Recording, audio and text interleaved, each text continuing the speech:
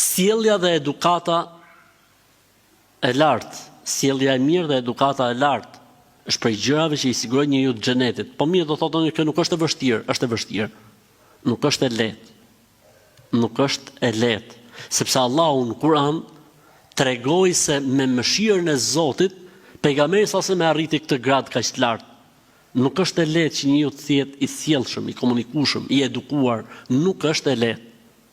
Për këtë arsye kur e lavdroi Allahu pejgamberin e tij, tha: "Wa innaka la'ala khuluqin adhim." Po mirë, çfarë lidhje ka kjo me temën tonë? Dëgjoj hadithin. I dërguari i Allahut sallallahu alaihi wasallam kur u pyet: "O i dërguari i Allahut, çfarë më shumti i fut njerëzit në xhenet?" Çfarë më shumti i fut njerëzit në xhenet? Tha: "Taqwallahi wa husnul khuluq." Frika e Zotit dhe sjellja e mirë ose edukata. Inna ar-rajula la yudriku bi husni khuluqihi darajat as-sa'im al-qa'im.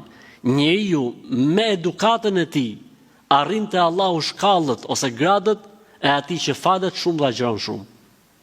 Nafile normalisht, vullnetar.